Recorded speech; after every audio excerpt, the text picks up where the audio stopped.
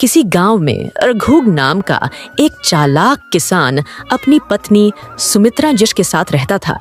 उसके पास खेती के लिए एक छोटा सा खेत था जिससे वह अपना गुजारा करता था। रघु की खासियत थी कि वह आसमान देखकर बता सकता था कि बारिश होगी या नहीं। इस वजह से गांव के लोग उसकी बहुत इज्जत करते थे। अरे रघु भाई, इस छोटे से खेत में इतनी मेहनत क्यों कर रहे हो? धूप में पसीना बहाने से आखिर कितना कमा लोगे? इतनी मेहनत से क्या तुम अपनी तकदीर बदल पाओगे? इससे अच्छा कोई बड़ा काम क्यों नहीं सोचते जहां कम मेहनत में ज्यादा फायदा हो? ठाकुर साहब, यही खेत मेरी जिंदगी है। बचपन से लेकर आज तक मैंने अपनी हर सांस, अपना हर पल इसी मिट्टी के सहारे जिया है। यही खेत मेरे बच्चों का भविष्य है, मेरे परिवार का सहारा है। इसके हर बीज में मेरे पसीने की बूंदें मिली हुई हैं। इसी की बदौलत मेरे घर का चूल्हा जलता है और मेरे अपनों के चेहरे पर मुस्कान आती है। अगर यह खेत ना रहा तो समझिए मेरी जिंदगी की सारी उम्मीदें भी खत्म हो जाएंगी। ठाकुर सुखदेव चालाकी से कहता है, मैं तो कहता हूँ यह खेत मुझे बेच दो और मेरे यहाँ काम पर लग जाओ। तुम्हें अपनी जमीन जोतने की तकलीफ भी नहीं उठानी पड़ेगी और मैं तुम्हें अच्छी कीमत भी दूंगा। इससे तुम्हें मेहनत कम करनी पड़ेगी और आमदनी भी बढ़ जाएगी। सोचो यह सौदा तुम्हारे लिए कितना फायदेमंद रहेगा। लेकिन रघु को अपनी जमीन किसी भी हाल में नहीं बेचनी थी। यह सिर्फ जमीन का टुकड़ा नहीं था, बल्कि उसकी मेहनत, उसके पूर्वजों की विरासत और आने वाली पीढ़ियों के लिए आशा का प्रतीक था। वह जानता था कि जमींदार मीठी मीठी बातें और लालच देकर उसे बेवकूफ बना रहा है, लेकिन रघु इतना नासमझ नहीं था कि कुछ पैसों के बदले अपनी जड़ों से कट जाए। उसने ठान लिया था कि चाहे कितनी भी कठिनाइयां आए, कितने भी प्रलोभन दिए जाए, वह अपनी जमीन को किसी भी कीमत पर नहीं छोड़ेगा। ठाकुर साहब, यह खेत मेरे दादाजी की दी हुई अनमोल निशानी है। यह सिर्फ जमीन का एक टुकड़ा नहीं, बल्कि मेरे पूर्वजों की मेहनत, सपने और संघर्ष की विरासत है। मैं इसे किसी भी कीमत पर नहीं बेच सकता, बल्कि मैंने काफी सोच विचार के बाद एक ऐसी अनोखी तरकीब निकाली है जिससे इस खेत की उपज पहले से कहीं अधिक बढ़ेगी और हमें दुगनी कमाई होगी। अब यह जमीन केवल हमारा गुजारा चलाने का साधन नहीं रहेगी, बल्कि हमारी समृद्धि और भविष्य को संवारने का जरिया बनेगी। ठाकुर सुखदेव यह सुनकर हैरान रह गया। उसने पहले कभी ऐसा नहीं सुना था। ऐसी कौन सी फसल है जो कम जमीन में दुगनी होगी? उसने मन ही मन सोचा और उसकी जिज्ञासा और भी बढ़ गई। यह बात उसके समझ से परे थी, लेकिन वह इस राज से पर्दा उठाना चाहता था। यह सोचकर उसने ठान लिया कि किसी भी हाल में उसे यह पता लगाना ही होगा कि रघु आखिर कौन सी फसल की बात कर रहा है।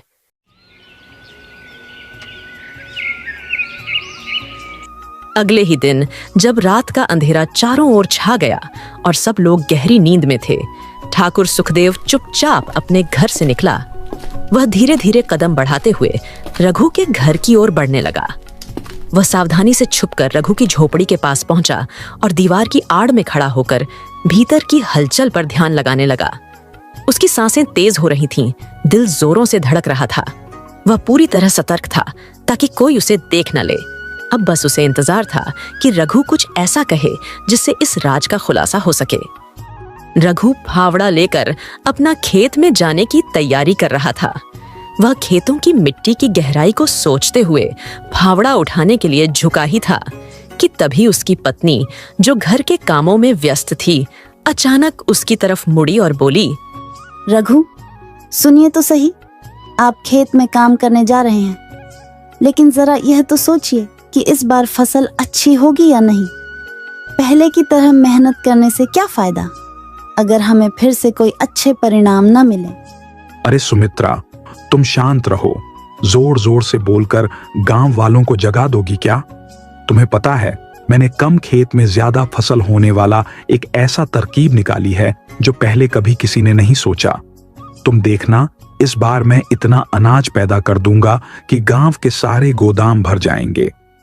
इतना ज्यादा अनाज होगा कि 5 साल तक भी खत्म नहीं होगा। मेरे इस नए प्रयोग से सब हैरान रह जाएंगे और सबको पता चलेगा कि सही सोच और मेहनत से किसी भी मुश्किल को पार किया जा सकता है।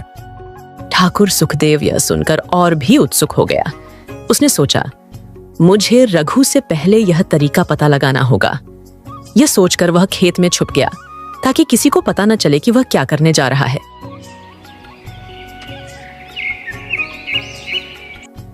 अगले दिन सुबह का समय था। रघु और उसकी पत्नी खेत में काम कर रहे थे। ठाकुर सुखदेव छुपकर उनकी बातें सुनने के लिए पास के एक बड़े पेड़ के पीछे छुपा हुआ था।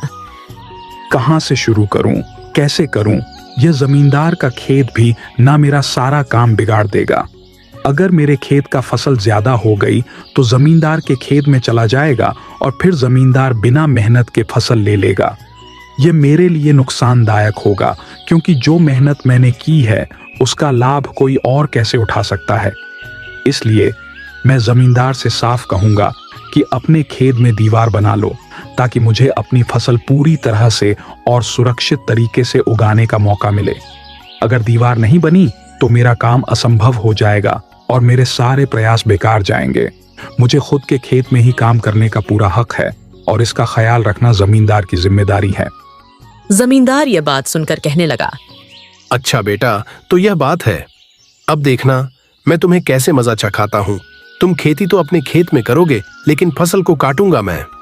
यह कहकर जमींदार भी वहां से अपने घर वापस चला गया।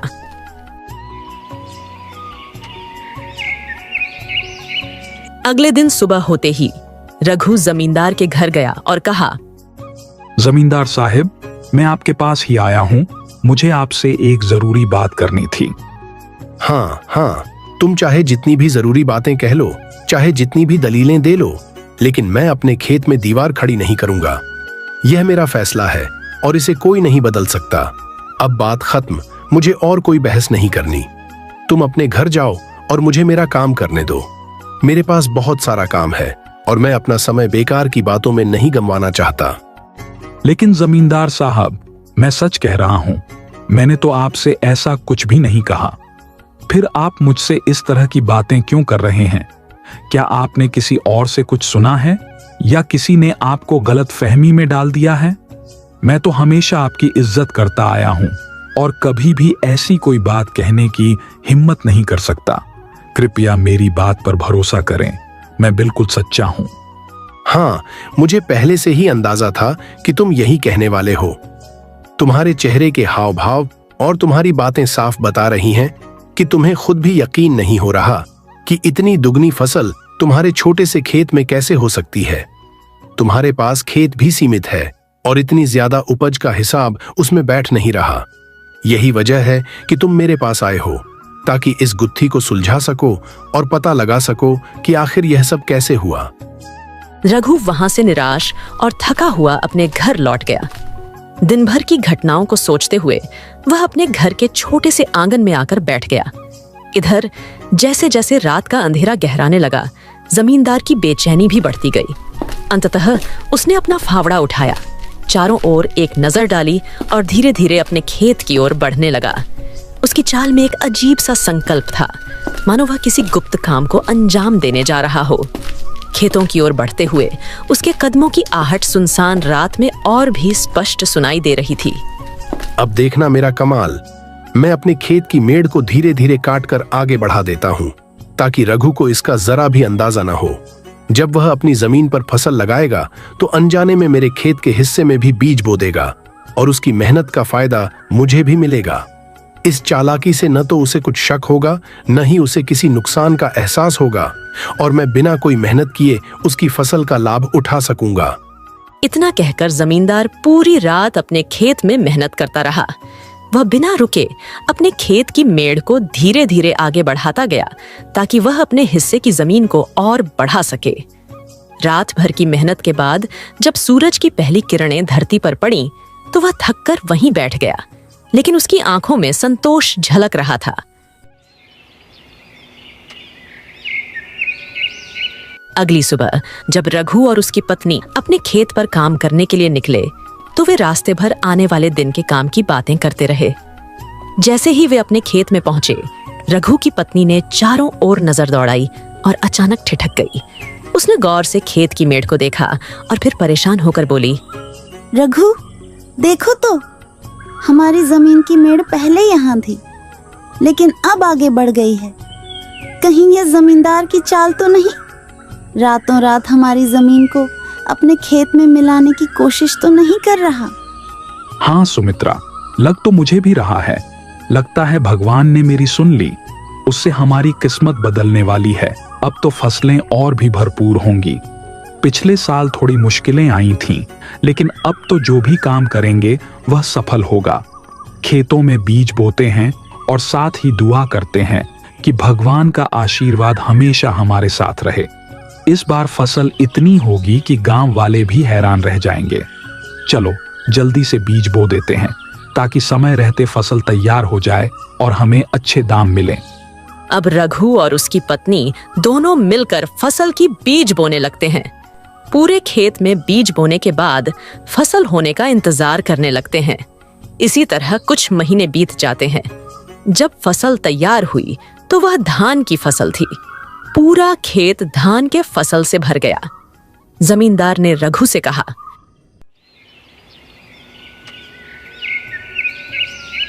रघु जरा रुको भाई, इतनी जल्दी भी क्या है? क्या तुम्हें पता है जिस खेत में तुम फसल लगा रहे हो उस खेत की बड़ी हुई जगह मेरी है। क्या बात करते हैं जमींदार साहब, मैंने तो आपसे कभी कोई जगह मांगी ही नहीं।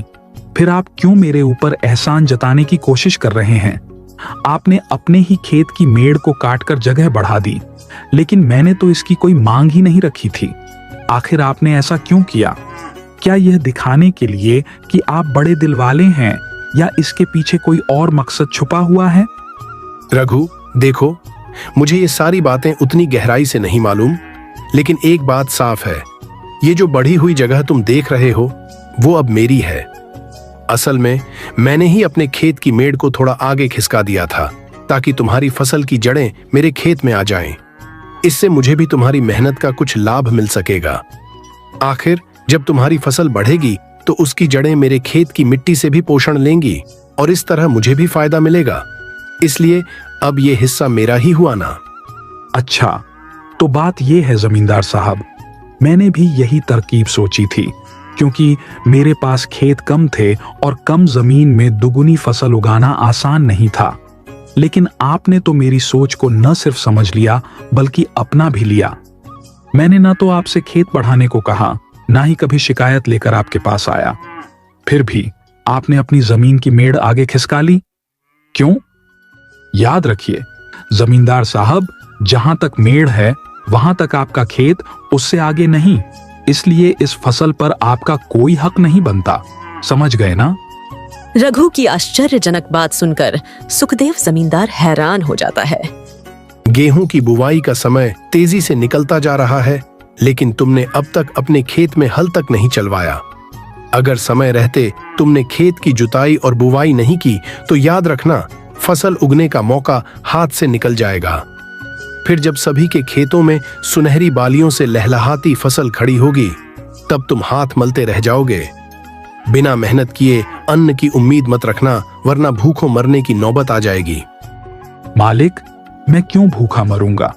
मेरे पिताजी का खेत है ना, वो मुझे कभी भूखा नहीं मरने देगा। उस खेत में एक ऐसा वरदान है जो जब तक रहेगा मैं कभी भूखा नहीं रहूंगा। चाहे दुनिया में कैसी भी मुसीबत आ जाए, मेरे पिताजी का खेत हमेशा मेरा सहारा बनेगा। उसकी मिट्टी में बरकत है, उसकी फसलों में दुआएं हैं और उसके अन्न में मेरे पिताजी का आशीर्वाद है। जब तक वो खेत रहेगा मैं कभी भूखा नहीं मर सकता। वरदान? कैसा वरदान रघु? भला मैं क्यों बताऊं ये सब आपको? आप तो बस जाओ यहां से। रघु की आश्चर्यजनक बात सुनकर जमींदार के सिर में फिर से दर्द होने लगा। उसे यकीन ही नहीं हो रहा था कि रघु जैसी सीधी सादी शक्ल वाला इंसान इतनी अजीब और रहस्यमयी बातें कर सकता है। जमींदार कुछ सोचते हुए रघु के घर से तो निकल गया, लेकिन उसके मन में सवालों का तूफान उमड़ रहा था। उसे इस बात की जिज्ञासा हो गई थी कि आखिर रघु और उसकी पत्नी के बीच किस तरह की बातें होती हैं। यही सोचकर जमींदार ने एक चालाकी भरी योजना बनाई। वह ज्यादा दूर नहीं गया, बल्कि रघु के घर के पास ही एक घने पेड़ के पीछे जाकर छिप गया। वहां से उसने अपना ध्यान रघु के घर की ओर लगा दिया और बेसब्री से शाम होने का इंतजार करने लगा। धीरे धीरे सूरज डूबने लगा, चारों ओर हल्का अंधेरा छाने लगा और चिड़ियों की चहचहाहट भी धीरे धीरे कम होने लगी। अब वह समय आ गया था जब रघु और उसकी पत्नी दिन भर के कामों से निपटकर आपस में बैठकर बातें करने वाले थे। जमींदार ने अपनी सांसें रोक लीं और कान लगाकर उनकी बातचीत सुनने की कोशिश करने लगा। घर के अंदर रघु और उसकी पत्नी बैठकर आपस में बात कर रहे थे। कुछ देर बाद रघु की पत्नी ने रघु से पूछा, सुनिए जी, पिताजी ऐसा कौन सा अद्भुत वरदान देकर गए हैं जो यह खेत हमें भूखा नहीं मरने देगा? जब से उन्होंने हमें छोड़ा है तब से हमने इस खेत में हल तक नहीं चलाया, बीज तक नहीं डाला। फिर भी आप कह रहे हैं कि यह खेत हमें कभी भूखा नहीं रहने देगा। आखिर इसमें ऐसा क्या रहस्य छिपा है जो हमें समझ नहीं आ रहा? क्या सच में पिताजी की कोई अनदेखी शक्ति इस खेत की मिट्टी में समाई हुई है, या फिर उनके कहे शब्दों के पीछे कोई गहरा अर्थ छिपा है जिसे हम अब तक समझ नहीं पाए? अरे तुम जोर जोर से मत चिल्लाओ सुमित्रा, ये बात बहुत गोपनीय है। अगर किसी ने सुन लिया तो सारा काम बिगड़ जाएगा और हमारा राज खुल जाएगा। हमें बेहद सावधानी बरतनी होगी। देखो, मैं अब और इंतजार नहीं कर सकता। आज मैं तुम्हें सच बता ही देता हूं। हमारे खेत में पिताजी ने बरसों पहले एक सोने के सिक्कों से भरा हुआ मटका बड़ी ही चालाकी से जमीन के अंदर गाड़ दिया था। ये कोई मामूली खजाना नहीं है, बल्कि हमारी आने वाली जिंदगी को पूरी तरह बदल सकता है। इसलिए इस बार मैंने अपने खेत की जुताई नहीं की। अगर मैं हल चलाता तो कहीं ना कहीं ये खजाना जमीन के नीचे और दब जाता या किसी और की नजर उस पर पड़ जाती। सोचो, खेती बाड़ी करके हम सालों साल मेहनत करते, लेकिन अगर हमें ये सोने का मटका मिल जाए तो हमारी जिंदगी पूरी तरह से बदल जाएगी। हमें कभी भी किसी चीज की कमी नहीं होगी, कोई चिंता नहीं रहेगी। बस अब सही वक्त का इंतजार है। हमें इसे बहुत ध्यान से और बिना किसी को शक होने दिए निकालना होगा, ताकि ये खजाना सिर्फ हमारा ही बना रहे। तो अच्छा बेटा, अब ये बात समझ में आई। लेकिन सुन, मैं आज रात को ही तुम्हारे खेत से सोने का मटका निकाल लेता हूँ और फिर देखता हूँ कि तुम बिना सोने के कैसे जिंदा रहते हो। देखूंगा तुम दिन रात क्या खा पी कर अपनी जान बचाते हो, और अगर तुम्हें लगता है कि तुम बिना सोने के कोई खास कर सकते हो तो ये तुम्हारी भूल है। तुम्हारे खेत में जो कुछ भी है वो सब मेरे लिए होगा और तुम कुछ भी नहीं कर पाओगे। फिर देखना तुम कितना बचते हो बिना सोने के। फिर क्या, जमींदार रात के अंधेरे में चुपके से अपने फावड़े को लेकर रघु के खेत में पहुंच गया। उसकी आंखों में एक अजीब सी चमक थी, जैसे उसने किसी बड़े नुकसान की योजना बनाई हो। जमींदार ने बिना किसी डर के खेत के एक कोने से खुदाई शुरू कर दी। उसकी खामोश और चालाक हरकतें यह बताती थीं कि वो रघु को धोखा देने की फिराक में था। खेत का एक हिस्सा धीरे धीरे खुदता चला गया और जमींदार का चेहरा ताजगी और साजिश से भरा हुआ था। उसे इस बात की परवाह नहीं थी कि अगर रघु जाग गया तो क्या होगा, क्योंकि उसकी नीयत पूरी तरह से बुरी थी। अगर मैं इस तरह फावड़े से खेत खोदने जाऊं तो 2 दिनों में भी मटका नहीं मिलेगा। ऐसा करता हूं, हल से पूरा खेत ही जोत देता हूं, क्योंकि हल से खेत में गहरी जुताई होती है और जमीन को सही तरीके से तैयार किया जाता है। फिर जब खेत पूरी तरह से जोत जाएगा तो मटका मुझे आसानी से मिल जाएगा और मेहनत का फल भी मुझे जल्दी मिलेगा। इस तरह मुझे किसी भी तरह की मेहनत की कमी नहीं रहेगी और मुझे मटका मिलने में भी कोई देर नहीं लगेगी। जमींदार ने हल से पूरा खेत जोत डाला, लेकिन उसे कहीं पर भी सोने का मटका नहीं मिला। वह काफी थक चुका था, लेकिन उसकी उम्मीदें अब भी कायम थीं। खेत के एक कोने से दूसरे कोने तक उसने खोज की, मगर कहीं भी उसे सोने का मटका नहीं मिला। जब रात और चांद की रोशनी में खेत की मिट्टी से उठती धुआं की हल्की सी खुशबू फैलने लगी, तब वह निराश होकर घर लौट आया।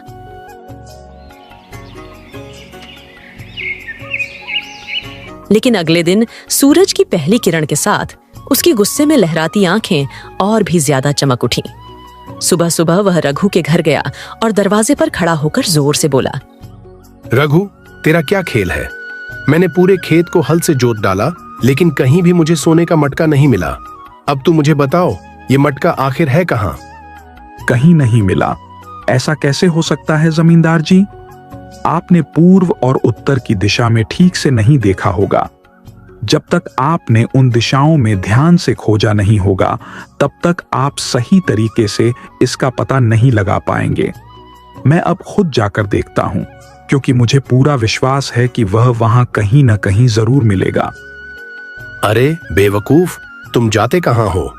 मैंने तो हर कोना छान मारा, हर दिशा में खुदाई कर डाली, पूर्व से पश्चिम तक, उत्तर से दक्षिण तक।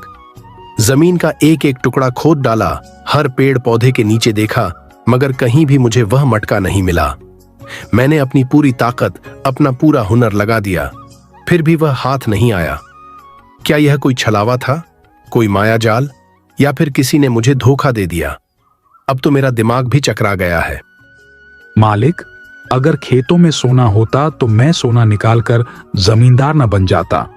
वो तो मैंने अपनी बीवी का दिल बहलाने के लिए ऐसा कहा था। लेकिन जमींदार साहिब, एक बात मुझे समझ में नहीं आ रही है। यह बात आपको किसने बताई? यह मुझे कौन बताएगा? मैं क्या तुम्हारे घर पर थोड़ी था जो मुझे पता चल जाएगा। वो तो मुझे सपना आया था, इसलिए मैं तुम्हारे खेत में सोने का मटका ढूंढने गया था। बेचारा जमींदार बेवकूफ बनकर वहां से चला गया। इस तरह रघु ने अपने बुद्धि से खेत को बड़ा भी कर लिया और उस जमींदार से अपने खेत में हल भी चलवाया। प्यारे दोस्तों, अगर आपको हमारी यह कहानी अच्छी लगी हो तो मेरे चैनल को लाइक, सब्सक्राइब, बेल ऑल पर क्लिक करना न भूलें और अपने दोस्तों से भी शेयर करें। आपका बहुत बहुत धन्यवाद। आज का सवाल जमींदार सोने का मटका कहाँ पर ढूंढ रहा था। अपना जवाब कमेंट बॉक्स में लिखें।